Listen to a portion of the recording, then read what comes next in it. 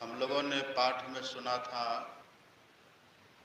श्री गुरु चरण सरोज रज निज मन मुकुर सुधार, वरनौ रघुवर विमल जस जो दायक फल चार। तुलसीदास जी कहते हैं, मैंने जो श्री यश का वर्णन किया है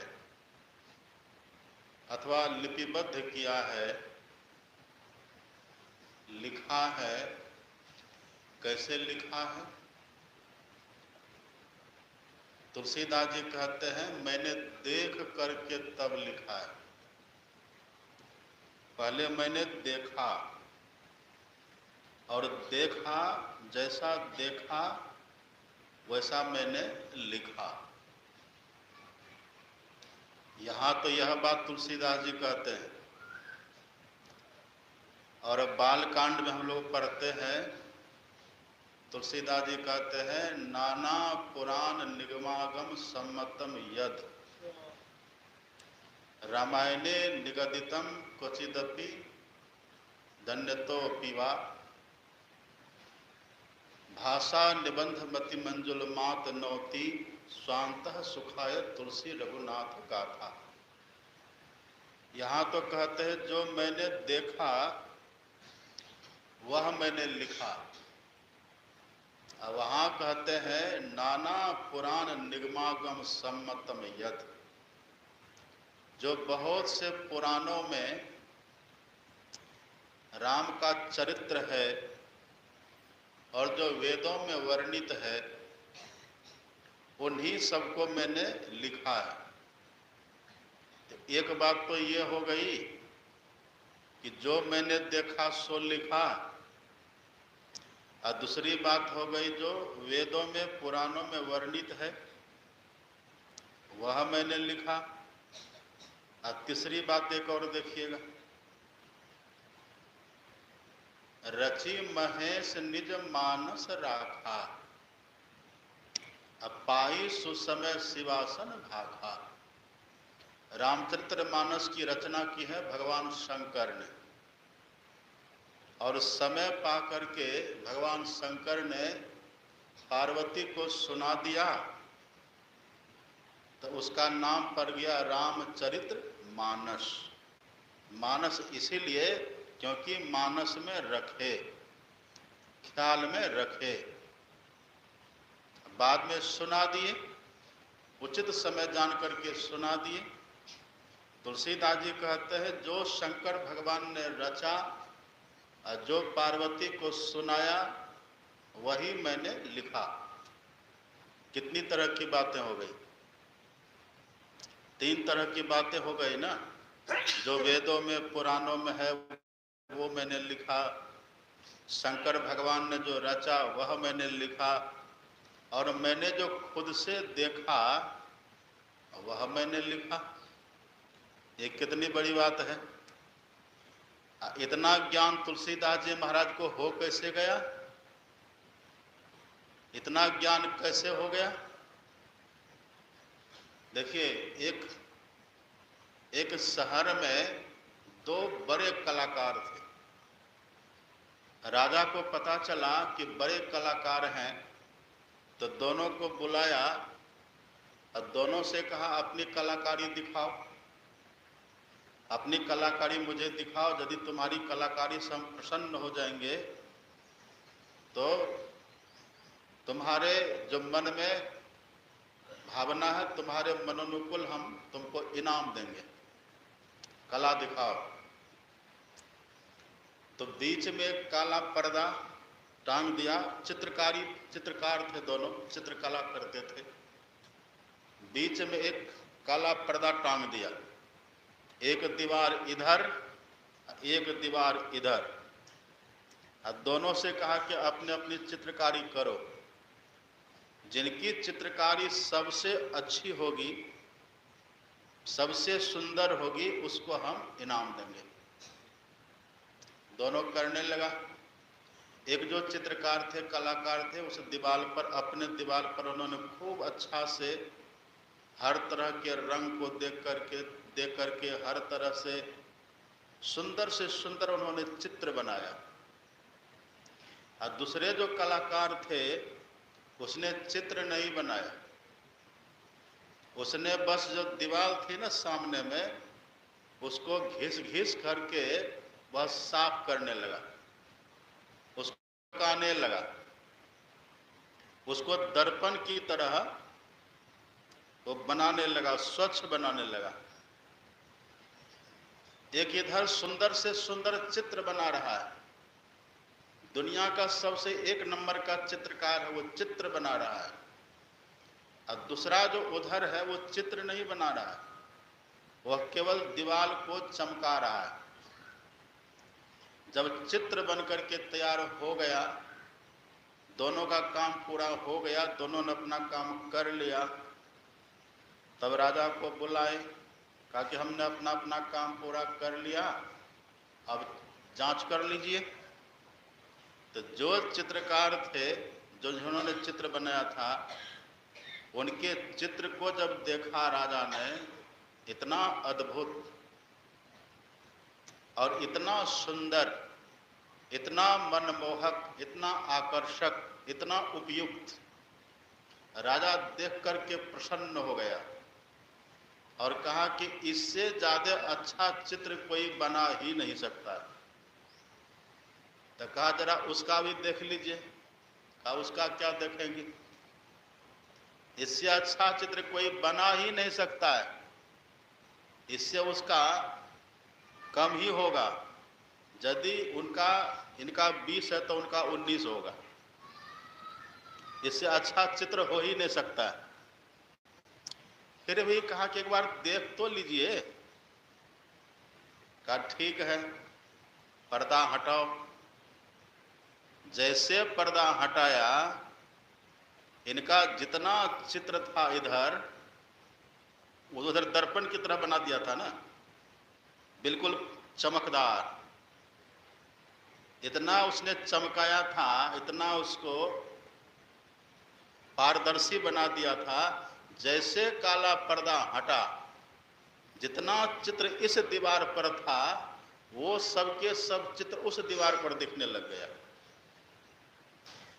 और दूसरी बात थी कि वह चमकाया था ना, तो इस दीवार के चित्र में जितनी चमक थी उससे कई गुना ज्यादा चमक उसमें हो गई।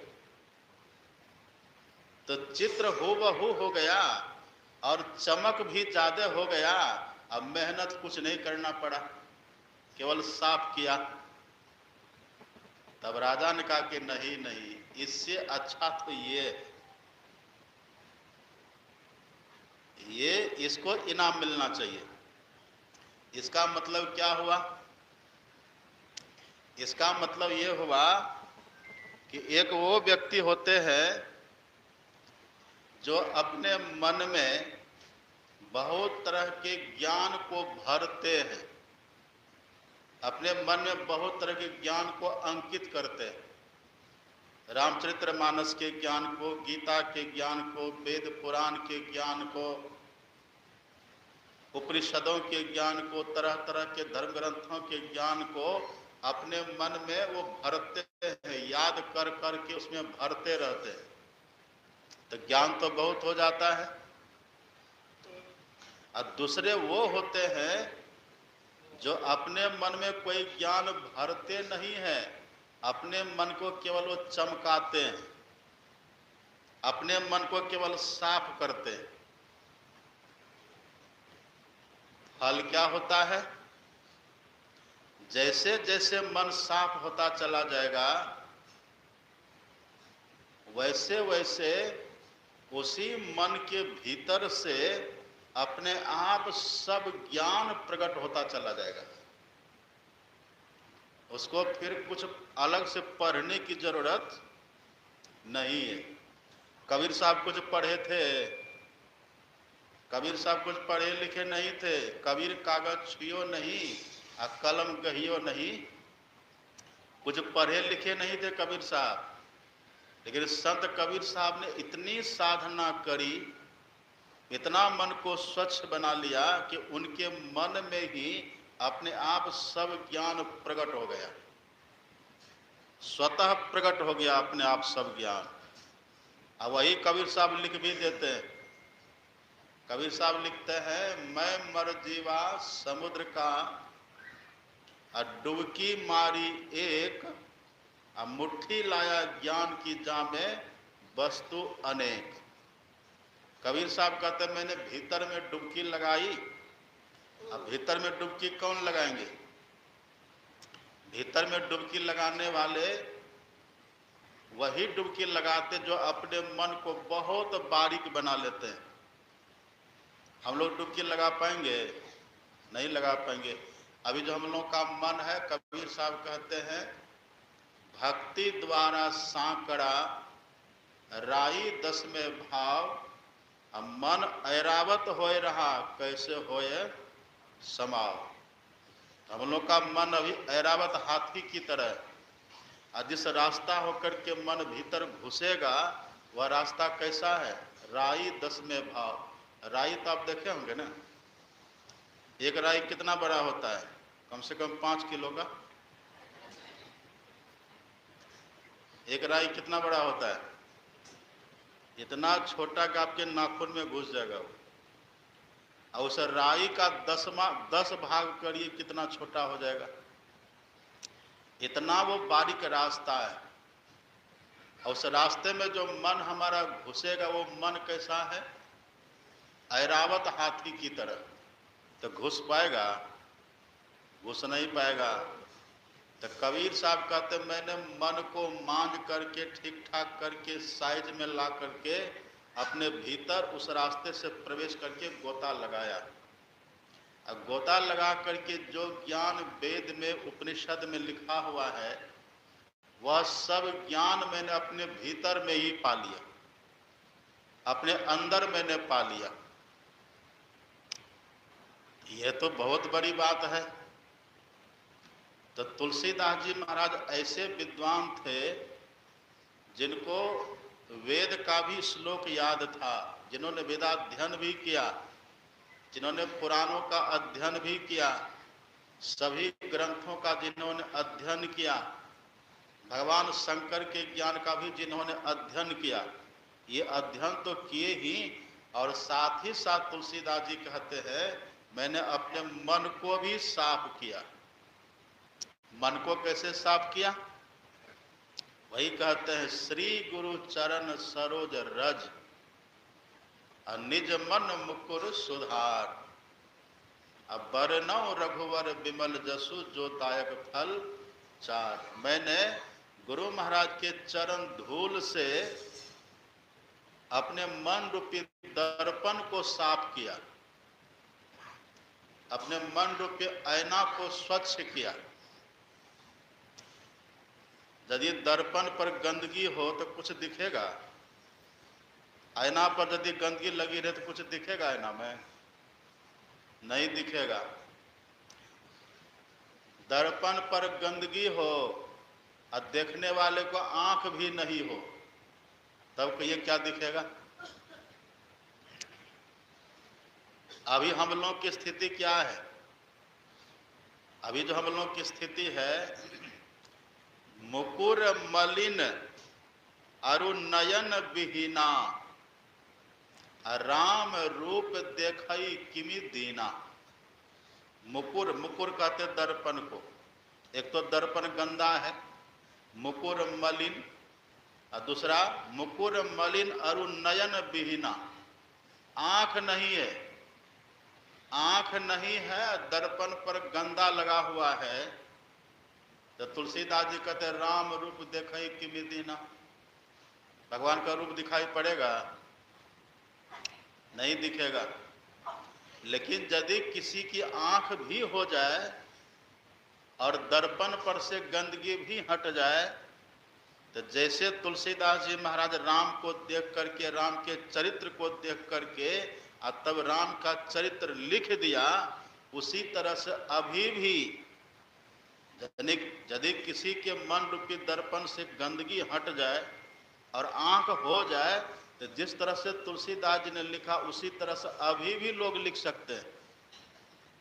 तभी तो कहते हैं जे पहुंचे ते कही गए, और सबकी एक ही बात। एक ही बात का मतलब क्या हुआ? एक ही ज्ञान सबको होता है। जे पहुंचे ते कही गए, सबकी एक ही बात, और सबे सयाने एक मत, और सबकी एक ही जात। तो जैसे तुलसीदास जी अपने दर्पण को साफ किए और आंख को ठीक किए, तब रामचरित्र उन्होंने लिख दिया, इसी तरह से अभी भी कोई अपने दर्पण को साफ करे और आंख को ठीक करे, तो जो ज्ञान तुलसीदास को हुआ वही ज्ञान हूबहू उनको भी हो जाएगा। जो करेंगे उनको भी हो जाएगा। अब सवाल है कि आंख क्या है और दर्पण क्या है? मुकुर मलिन अरु नयन विहीना, ये क्या है? और भी देखिए, अज्ञ अकोविद अंध अभागी। अंध मतलब क्या हुआ? अंधा। अज्ञ अकोविद अंध अभागी। अज्ञ का मतलब होता है जिसको कोई ज्ञान है ही नहीं, न तो वेद पुराण का ज्ञान है, न तो गीता ज्ञान, कोई भी ज्ञान जिसको है ही नहीं। ऊपर से अकोविद है। अकोविद कहते हैं मूर्ख को। अकोविद का अर्थ होता है मूर्ख, जिनको न तो धर्म ग्रंथों का ज्ञान है, और जो मूर्ख भी है, ऊपर से अंधा भी है। काई विषय मुकुर मन लागी, आगे जो दर्पण रखा है उस पर काई जमी हुई है, तो कुछ भी दिखाई पड़ेगा उसको? कुछ भी नहीं दिखेगा। तो अभी जो हम लोग की स्थिति है वही स्थिति है। हम लोग अज्ञ भी है, अकोविद भी है, अंधा भी है, और मुकुर मलिन अरु नयन विहीना, दर्पण भी गंदा है। इसलिए हम लोगों को कुछ नहीं दिखता है। हम लोग भगवान के, न तो भगवान के रूप को देख पाते हैं और न तो भगवान के चरित्र को हम लोग देख पाते हैं। तो करना क्या है हम लोगों को? जिस तरह से तुलसीदास जी ने अपने मन रूपी दर्पण को साफ किया, उसी तरह से हमें भी अपने मन रूपी दर्पण को साफ करना है। कैसे साफ किया तुलसीदास जी ने? तो तुलसीदास जी कहते, श्री गुरु चरण सरोज रज, निज मन मुकुर सुधार। हमने गुरु महाराज के चरण का रज लिया और अपने मन रूपी दर्पण को साफ किया। चरण का मैंने धूल लिया, चरण धूल मैंने ली, और उसको लेकर के हमने मन रूपी दर्पण को साफ किया। तो चरण धूल का मतलब क्या हुआ? तलवा में जो धूल है वही न हुआ चरण। ये तलवा में जो धूल लगी है वही ना चरण रज हुआ। उसको हमने लिया, उससे हमने मन को साफ किया। तो सबके चरण धूल से हो जाएगा? सबके चरण धूल से नहीं होगा। किनके चरण धूल से होगा? श्री गुरु चरण सरोज रज। जिन गुरु के चरण में कमल का गुण है, ऐसे गुरु के चरण रज से होगा। हमने पहले दिन कहा था कमल का गुण का भाव क्या है? जैसे कमल पानी में रह करके ऊपर रहता है, ऐसे जो संसार में रह करके ऊपर हो गए, जो जड़ में रह करके चेतन में पहुंच गए, जो संसार में रह करके भगवान के पास पहुंच गए, ऐसा गुण जिनके चरण में है, उनके धूल को लेने से लाभ होता है। अब किसी के चरणों को धो करके कोई ले ले अथवा धूल ले ले, वहां से तो हो जाएगा। एक गांव में हम लोग गए सत्संग करने के लिए, तो वहाँ कबीरपंथी लोग बहुत थे, वही लोग मिलकर के कराए थे सत्संग। तो कबीरपंथों में रिवाज है, जो भी साधु आते हैं ना, उनका चरण धो करके वो लोग पिएगा भी, अपने घर द्वार पर छिड़कते भी हैं। हम लोगों में भी कुछ लोग करते हैं, संत मत में भी कुछ लोग करते हैं। उस गांव जैसे हम गए, गर्मी का समय था, जैसे गांव में पहुंचे, चारों तरफ से 8-10 कठोता ले लेकर के लोग दौड़े, और खास करके बूढ़ी माता जी सब दौड़ी। तो हम देखे उधर से भी कट होता आ रहा है, उधर से भी कट होता आ रहा है, चारों तरफ से कट होता आ रहा है, क्या बात है? तो कहा कि बाबा आपका चरण धोएंगे। मैंने कहा क्यों? कहा आपका चरण रज लेंगे। कहा उससे क्या होगा? कहा उससे मन रूपी दर्पण साफ होगा और पुण्य होगा। तब हमने कहा हमारे चरण को धोने से ये नहीं होगा, हमारे चरण को धोने से ये नहीं होगा। एक बात देखिए, अपने चरण को जो धुलवाते रहते हैं, किसी को पिलाते रहते हैं ना, यदि हम लोगों जैसे कच्चे हैं उनका पुण्य नष्ट होता है, इसलिए हम लोग बचते हैं। तो सोचे इससे कैसे बचेंगे? अब 10-10 कठोता लेकर के आया है, यदि बारी बारी से धोएगा, एक तो कोई पुण्य है नहीं, सब पुण्य लेकर के चला जाएगा, जो थोड़ा बहुत तो वो लेकर चला जाएगा। और दूसरी बात है पैर में पकवाह लग जाएगा, पानी पानी देगा, इससे अब बचे कैसे? तो हमने कहा कि माता जी साहब मेरा पैर धो करके पीजिएगा तो आपको न तो चरणामृत मिलेगा, न तो मन रूपी दर्पण साफ होगा और न तो पुण्य होगा। कहा बाबा तो क्या होगा? तो हमने कहा कि यदि मेरा पैर धो करके पीजिएगा तो पेट में पथरी हो जाएगा, और जैसे बोले पेट में पथरी हो जाएगा, सब कठोता पीछा कर लिएगा कि तब नहीं धोएंगे। गांव की माताएं थी ना, भोली भाली सीधी सादी, तब नहीं धोएंगे। तो हमारा जान बच गया। हमने खास उन्होंने पूछा कि बाबा सो कैसे, पथरी कैसे हो जाएगा? हमने देखे भी कहाँ कहाँ सम आए हैं, पैर में कितना धूल धूसर लगा हुआ है, क्या क्या लगा हुआ है, और आप उसको धो करके गटागट पीजिएगा तो पथरी पेट में नहीं हो जाएगा? धूल जाएगा, जमेगा, जहाँ तहाँ लीवर पर किडनी पर कहाँ का वो जमेगा, तो क्या क्या नहीं हो जाएगा पेट में? हाँ ठीक है कहते हैं। तो सब छोड़ दिया। तो सबके चरणों को धो करके पीने से नहीं होता, किनके चरणों को धोने से पीने से होता है? देखिए, अमीय मूरी मय, अमीय जिनके चरण में धूल में मिला हुआ, अमीय किसको कहते हैं? अमीय कहते हैं अमृत को। और अमृत क्या है? अमृत किसको कहते हैं? हम लोग पढ़ते हैं, भजन गाते हैं ना अपने गुरु महाराज के पदावली में, सुख मन के झीना नाल से अमृत की धारा बही रही, मीन सूरत धार धर भाठा से सीरा चढ़ी रही। अपने भीतर में जो ब्रह्म ज्योति ब्रह्मनाद है, यही है अमृत। अमृत किसको कहते? जो मरे नहीं।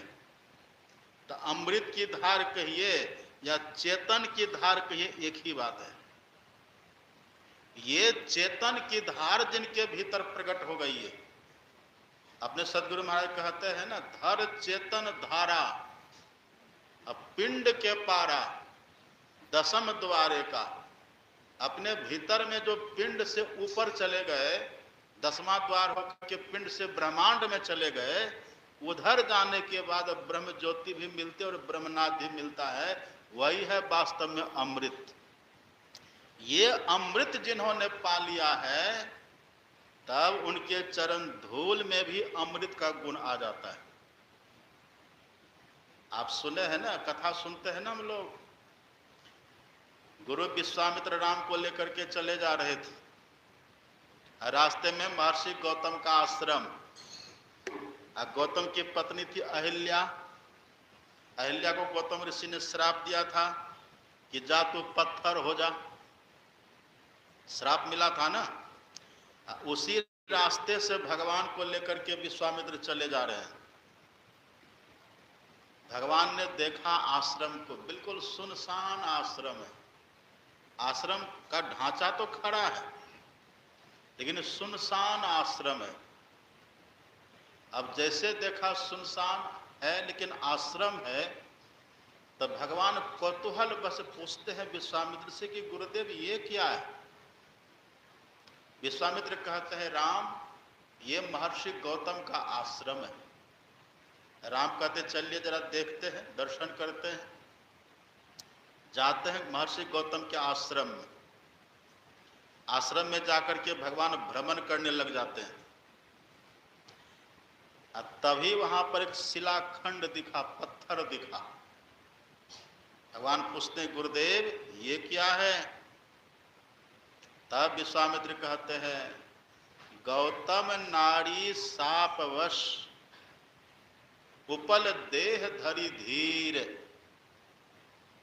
अब देखिए, चरण कमल रज चाहसी।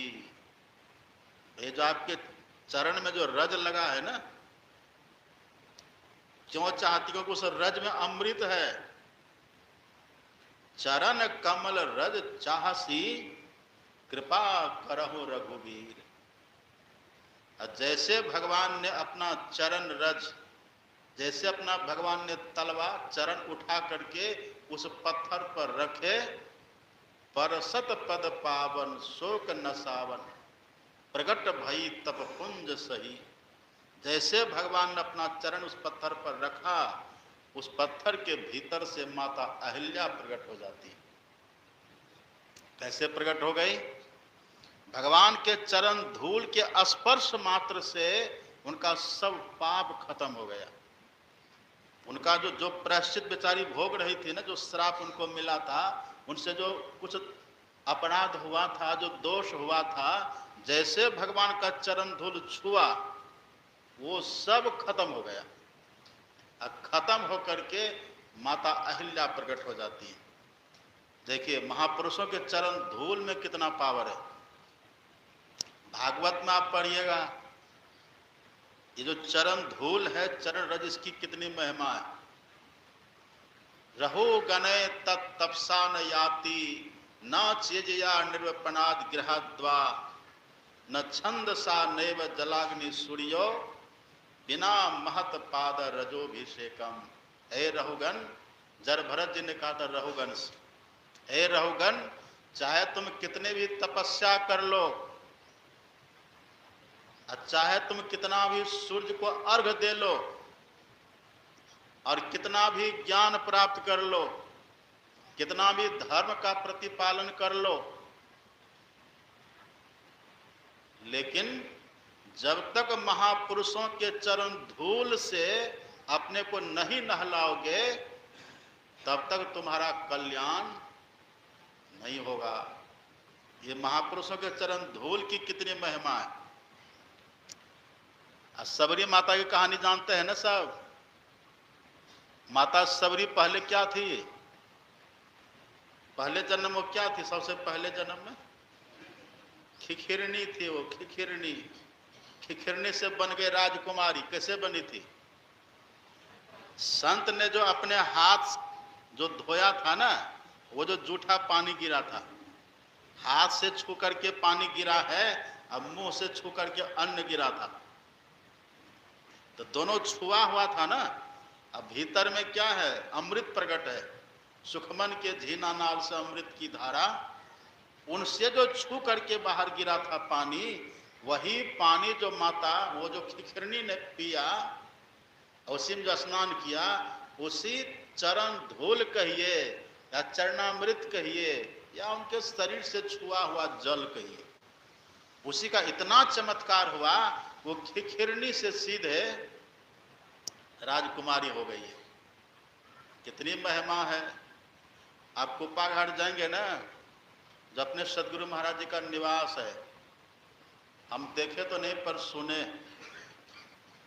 पूज्यपाद महर्षि साहिब स्वामी जी महाराज जब वहाँ रहते थे, विराजते थे, और निवास वो जब भी जाते थे सदगुरु महाराज को प्रणाम करते थे। जब लौटते थे तो वहाँ की मिट्टी का ऐसे थोड़ा सा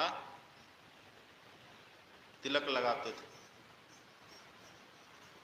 और एक बार तक किसी के पेट में दर्द हुआ तो पूज्यपाद बाबा ने कहा कि जाइए ना, निवास का मिट्टी लेके पी लीजिएगा। वही मिट्टी लेके पिया, उसका दर्द ठीक हो गया, दर्द खत्म हो गया। चरण धूल के देखिए क्या महिमा है। और सच पूछिए ना, हम जो कुप्पा घाट में रहते हैं, यही सब बात को सुन सुन करके वहाँ हम पड़े रहते, कहीं तो कभी उड़ के तो पड़ ही जाएगा असली वाला। मन में एक प्रलोभन है, लगा रहता है। वहाँ हम घूमते फिरते रहते, जब हम जाते वहाँ अंधकार में, जब इधर उधर सब हो जाते हैं ना, तब आश्रम में हम चक्कर लगाते भ्रमण करते हैं। यही भीतर में प्रलोभन है, वो चरण धूल तो मिले, ये है। अब देखिए, ये चरण धूल सबको नसीब नहीं होता है, ये तो बिरले किसी को होता है। एक बार यहाँ मनियारपुर आश्रम में हम आए थे, जब पूज्यपाद बाबा थे ही यहाँ विराजते थे। जब पूज्यपाद बाबा थे ना मनिहारी क्या मनियारपुर है नहीं, मनियारपुर आश्रम में, तो लगभग हम आ ही जाते थे जब पूज्यपाद बाबा थे। एक बार रात के 2 बजे हम जगे, अचानक से मन में होता है कि आज हम जाते हैं पूज्य बाबा का पैर धो करके पिएंगे। रात के 2 बजे अचानक मेरे मन में हो गया, अब कैसे दिमाग में फुर गया पता नहीं। तो तुरंत हम ऊपर में थे, ऊपर वाला कमरा में थे, हम ऊपर से नीचे उतरे, अब बाबा के निवास में गए तो संजोग से पूज्य बाबा स्नान करने के लिए गए थे। बाहर में अनुभव बाबा खड़े थे, जो बाबा के साथ में रहते थे। अब पंकज बाबा भी थे। हम बोले कि देखिए ना, आज हमको मन करता कि बाबा का चरणामृत ले। कहा ठीक है, रहिए ना, निकलने दीजिए। बाबा का स्नान कर रहे थे, पूज्य बाबा निकले और हम प्रणाम किए, फिर अपने पलंग पर बैठे, आसन पर बैठे। उधर से बाबा कहते हैं, ये जो बाबा लोग थे सेवक, कि हुजूर ये चरणामृत चाहते हैं। जैसे बोले तुरंत पैर लटका दिए, बिना किसी शर्त के तुरंत पैर लटका दिए। हम भी सब सामान थाली लेके गए थे। बस रात के 2 बजे हम तुरंत पैर को बढ़िया से धोए और वहीं पर उस मुँह घूर करके सब गटागट पी गए। हमको अच्छा लगा, ये सब सुनते थे। ये देखिए, सबको नसीब नहीं होता है, कोई न कोई कारण होता है, नसीब नहीं होता है। लेकिन इससे भी करोड़ों गुना ज्यादा फलप्रद होता है, ये चरण रस से ज्यादा फलप्रद होता है आभारूप चरण रस। सुन रहे थे ना, आभारूप, आभारूप चरण रस। और उसको सब कोई पा सकते हैं, वो सबको मिल सकता है। वो कैसे मिलता है? एक बात देखिए, हमारा मन रूपी दर्पण जो गंदा होता है ना, मन रूपी दर्पण के गंदा होने में किसका हाथ है? मन हमारा दर्पण है। तो मन रूपी दर्पण गंदा कैसे होता है? विषय का चिंतन करने से। हम कहीं बैठे हैं, अब विषय का चिंतन कर रहे, क्या चिंतन कर रहे? किसी के अश्लील रूप का चिंतन कर रहे हैं, तो समझिए मन रूपी दर्पण गंदा हो रहा है। या अकेले कहीं बैठे हुए हैं, अश्लील शब्द का, अश्लील गाना का चिंतन कर रहे हैं, तो समझिए मन रूपी दर्पण गंदा हो रहा है। अश्लील मतलब गंदा रस, गंदा शब्द, गंदा रूप, ये सब जो विषय है ना, इस विषय का जितना जितना चिंतन हम मन से करेंगे, उतना उतना मन हमारा गंदा होता है। मतलब मन के ऊपर परत पड़ता चला जाता है। वही तुलसीदास जी लिखते हैं, काई काई विषय मुकुर मन लागी, मन रूपी दर्पण पर विषय की काई जम जाती है। कैसे? विषय का चिंतन करके। जितना जितना हम गलत रूप का चिंतन करेंगे, गलत शब्द का चिंतन करेंगे, और वो परत धीरे धीरे धीरे मोटा होता चला जाता है। ये विषय चिंतन ही मन रूपी दर्पण को गंदा करता है। विषय चिंतन के बिना हम लोग कभी रहते हैं? हमेशा चिंतन कुछ न कुछ मन में विषय का चिंतन चलता ही रहता है। ये जो विषय चिंतन कर करके हमने अपने मन रूपी दर्पण को गंदा किया है, तो ये कैसे ठीक होगा? जिस मन से हमने विषय का चिंतन किया है, जिस मन से विषय का चिंतन करके हमने मन रूपी दर्पण पर विषय की काई जमा दी है। काई समझ रहे हैं आप? काई किसको कहते हैं? काई जहां चापाकल होता है ना, जहां देखिए चापाकल या नल, जहां पानी बराबर गिरता रहता है, वहां काई जम जाती है, कजली। अब जैसे काई कजली जमी तो पहले की चमक वहां रहती है। जैसे पहले नया में था, वो चमक जो थी नया में, जैसे काई जमेगी तो चमक रहती है वहां, वो चमक खत्म हो जाती है। काई यदि ज्यादा जमे तो काई पे खतरा होता है कि नहीं? एक तो उसकी चमक खत्म हो गई, गंदगी हो गई, उसी पर न फिसल फिसल करके गिरते हैं। तो जब मन के ऊपर विषय रूपी काई जमती है तो भगवान का दर्शन तो होगा नहीं, और उसी विषय रूपी काई के कारण हम 84 लाख योनियों में गिरते रहते हैं। उधर जो जाते हैं ना, कुकर सुकर गधा गिदड़ जो हम बनते हैं, उसी विषय रूपी काई के कारण, उसी की प्रबलता के कारण हम 84 लाख में जाते रहते हैं। तो उसको साफ कैसे करेंगे? कैसे साफ करेंगे उसको? जैसे बाहरी विषय का चिंतन करने से मन रूपी दर्पण पर काई जमती है, उस काई को हटाने के लिए आप उसी जगह पर उसी मन से गुरु महाराज के रूप का चिंतन करिए। ये एंटीबायोटिक की तरह होता है। एंटीबायोटिक की दवा खाए हैं कि नहीं? एंटीबायोटिक की दवा खाए? क्या होता है एंटीबायोटिक? एंटीबायोटिक जो दवा होती है ना, यदि आपको घाव हो गया है तो घाव में जो वायरस है ना, जिसके कारण से घाव बना है, वो एंटीबायोटिक जा करके उस वायरस को मार के खत्म करता है, तब घाव को सुखाता है। एंटीबायोटिक वही कहलाता है ना। एंटीबायोटिक बैक्टीरिया, जो बैक्टीरिया पहले से है ना, एंटीबायोटिक जाकर के उस बैक्टीरिया को खत्म करता है। ऐसे ही जो गुरु महाराज का जो रूप है ना, ये मन रूपी दर्पण पर जो काई जमी हुई है, ये उसके लिए एंटीबायोटिक का काम करता है। बस कुछ नहीं करिए, आप आराम से बैठिए और एक कोई रूप गुरु महाराज का चुन लीजिए, जो आपको सबसे अच्छा लगे, चुन लीजिए और आराम से बैठ करके आंख बंद करके उसी रूप को निहारते रहिए। आंख खोल के भी निहार सकते हैं, आंख खोल के भी निहार सकते। देखिए अभी सब यहाँ बैठे हुए हैं ना, अब पिताजी आपके घर में है, अब पिताजी की याद करिए। पिताजी का फोटो दिमाग में आता है कि नहीं? आता है ना दिमाग में?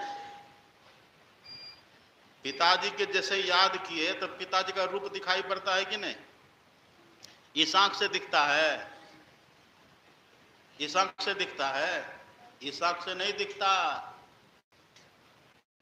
वो दिखता है ख्याल की आंख से। तो ख्याल से हम विषय का चिंतन करते हैं, तो उसी तरह से ख्याल से उसको कहते हैं मानस दृष्टि। आप मानस दृष्टि से आंख खोल करके भी देख सकते हैं और आंख बंद करके भी देख सकते हैं। आंख खोल करके देखेगा तो थोड़ा विघ्न होगा, लोग आ रहे हैं जा रहे हैं, सबका रूप है रंग है, उधर भी मन चला जाएगा। आंख बंद कर लिए तब बाहर का देखना खत्म हो गया। अब बस गुरु महाराज के रूप को देखते रहिए, केवल देखते हैं, देख रहे हैं, और जो काई जमी है ना वो साफ हो रहा है। आंख बंद है, गुरु महाराज के रूप को देखते, केवल देखते रहिए बस। अब कैसे देखिए? देखिए, निहारो यारो गुरु मूर्ति की ओर। अब गुरु मूर्ति सुरति विच निरखो, निरख करके देखिए, निरखिए। देखना अलग होता है, निरखना अलग होता है। देखना तो हम सहजता से देख लिए, हो गया। और निरखना किसको कहते हैं? निरखना कहते हैं हम जैसी नाक है वैसे नाक को खूब बढ़िया से देखेंगे, निरखेंगे। गुरु महाराज की दाढ़ी पर 7 लिखा हुआ है। हंसता हुआ जो चेहरा है ना, एक यहां दाढ़ी पर 7 लिखा हुआ है, देखे 7 का अंक वहां गौर से देखिएगा तो आपको पता चलेगा। निरखने का मतलब है जो भी है एकदम सबको हूबहू निरखिए, निरखो। गुरु मूर्ति सुरति बिच निरखो, गुरु मूर्ति गति चंद्रमा, सेवक नयन चकोर। अब देखिए पलक पलक निरखत रहे गुरु मूर्ति की। जैसे जैसे आप निरख करके देखेंगे ना, वैसे वैसे मन रूपी दर्पण पर के ऊपर से वो विषय की काई झरती चली जाएगी। और दूसरा क्या उपाय है, जिनके भीतर अमृत प्रकट हो गया है उनके वचन को सुनिए। उनके वचन को सुनने से भी बहुत लाभ होता है। इसलिए यहां देखते अपने सदगुरु महाराज ने धर्म ग्रंथों का पाठ होता है ना सत्संग में, और हम हमारे मन में होता है कि पता ना हम क्या बोलेंगे नहीं बोलेंगे, मुंह से क्या निकलेगा नहीं निकलेगा। तो सदगुरु महाराज जी के प्रवचन का पाठ हो गया। वो जो उनका जो वचन है ना, कान से जो सुने वह भी एंटीबायोटिक का काम करता है। सबका वचन एंटीबायोटिक का काम नहीं करता, सबका काम नहीं करता है। उनका वो वचन सुनिए। इसलिए भागवत में आप पढ़ेंगे, भागवत में लिखा हुआ है श्रवणो कथायाम हस्तौ च कर्मसु मनस्तव पाद्योर्न स्मृत्यम शिरस्तव निवास जगत प्रणामे दृष्टि ही शतांग दर्शनेस्तु भवत तनुनाम। अपनी आंख से जो परमात्मा के सगुण साकार विग्रह है संत सदगुरु का, उनका दर्शन करिए। बस देखते रहना, देखते देखते धीरे धीरे उसके मन के ऊपर से वो काई जैसे जैसे खत्म होती चली जाएगी, बस उसी में गुरु महाराज का रूप प्रकट हो जाएगा।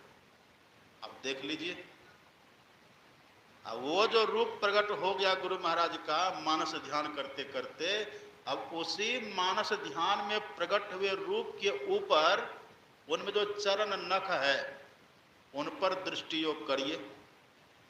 श्री गुरु पद नख मणिगण ज्योति असुमिरत दिव्य दृष्टि हो जाएगी। और जैसे दिव्य दृष्टि होगी तो फल क्या होगा, उघरही विमल बिलोचन ही के, भीतर से निर्मल आंख खुल जाएगी। पहले अंधे थे ना हम लोग, अंधे है ना, मुकुट मलिन नयन बीना, आंख नहीं थी, लेकिन अब आंख हो गई। उघरही, उघरही मतलब क्या, प्रकट हो गया। उघरही विमल बिलोचन ही के, हृदय में की पवित्र आंख प्रकट हो गई, मतलब आंख हो गई।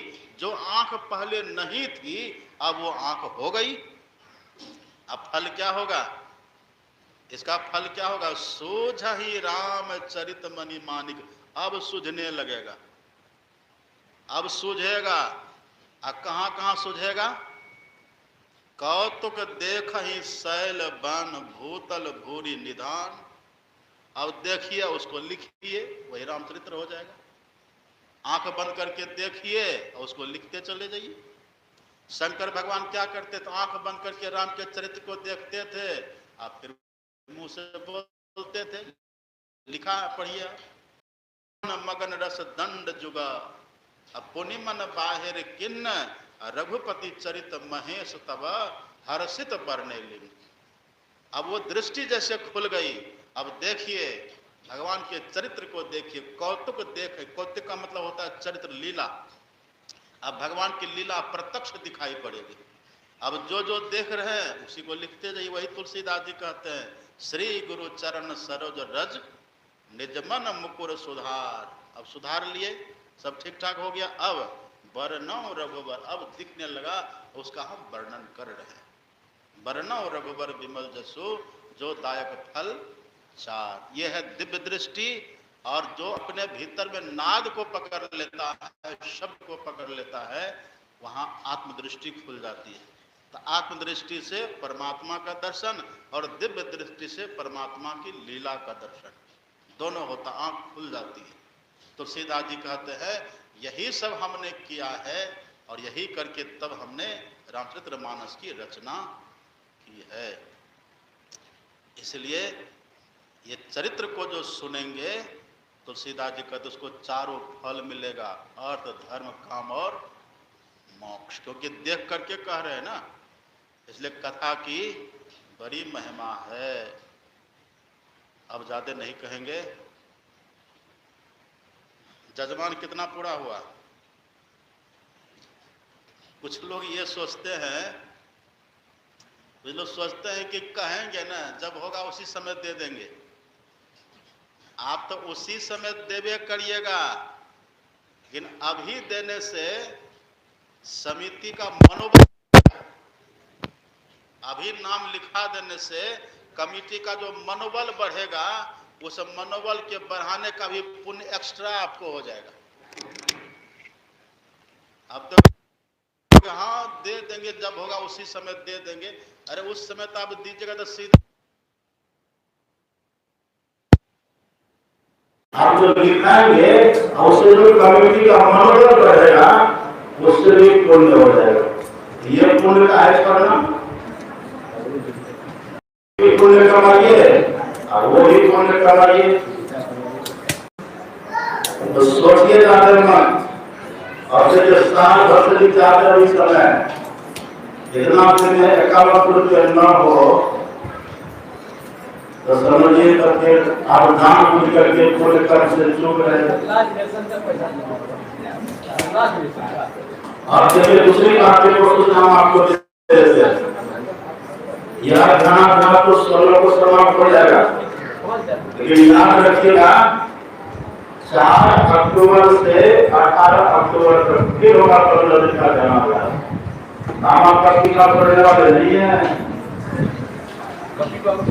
4 अक्टूबर से 18 को फिर होगा 15 दिन का। अभी तो नाम लिखा लीजिएगा, टिको टिको यहाँ तक ना करना है, आगे ना 4 से 18 या फिर शुरू होगा, उसमें सर पर भाग लेना है, उसमें भी हम रहेंगे।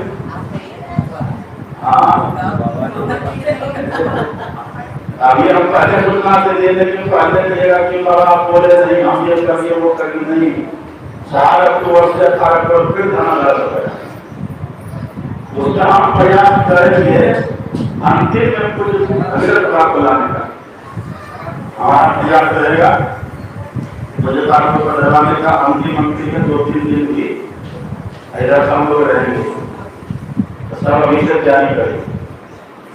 और जजमान बिना सोचे विचारे कर जाइए, लिखा दीजिएगा ना, अगर ना भी लिखा दीजिएगा जब तक कथा हो नहीं जाएगी, जब तक आपका धन उसमें लग नहीं जाएगा, तब तक एक जिम्मेदारी भगवान की भी होगी कि जिसने प्रथम दान किया आपको सब ठीक ठाक रखो, है ना। सब बात को सोचिए, कमिटी का मनोबल भी बढ़ाइए, देख भिक्षा मत बनिए। श्री सदगुरु महाराज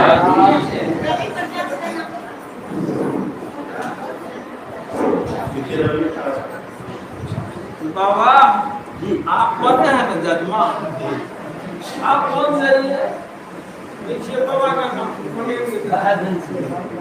सोचना में है, आप उम्र है, ठिकाना है।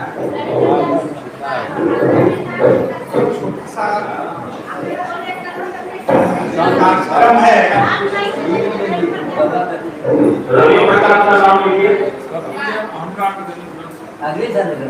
हाँ सरकार में 12 महीना की जाते हैं,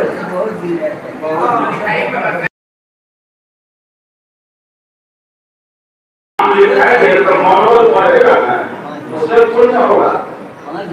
नहीं लिखिए, लिखा नाम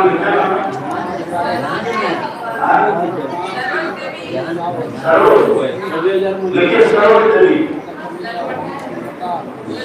आया, शकुंतला जी क्या करेगा। जो नाम लिखा रहे हैं उनका फोन नंबर ले लीजिए, फोन नंबर लेके ले हाँ नाम लिखा आप चेंज करते रहिए, नाम लिखाते रहिए। बेसी टका वो व्यक्ति का साथी कहता है 30 लाख लगेगा।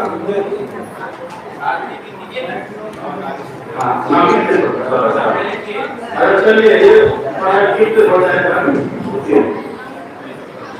एक गौशाला के भक्त है जो साधकों के लिए काउंसलिंग आए हैं, नाम बोलते रहिए, दे देते। गौशाला समिति के माननीय उपाध्यक्ष मणिकांत राव हैं, उन्हीं के सौजन्य से या उनके सौजन्य से तो सबसे पहले मैं पूज्यपाद से निवेदन करता हूँ कि बड़े आपके द्वारा एक दो महाराज जी आइए चुनचुन आओ, मदन आओ, आइए धनेश्वर आओ, वासुदेव पटेल। श्री सद्गुरु महाराज की जय। श्री सद्गुरु महाराज की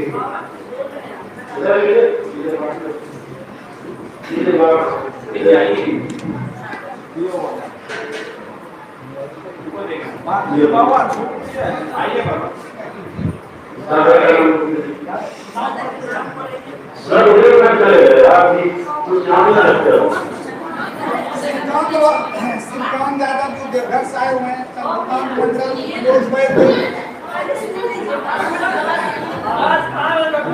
कहाँ का आवाज पालतू से 3 माताएं आई हुई है यहाँ पर करार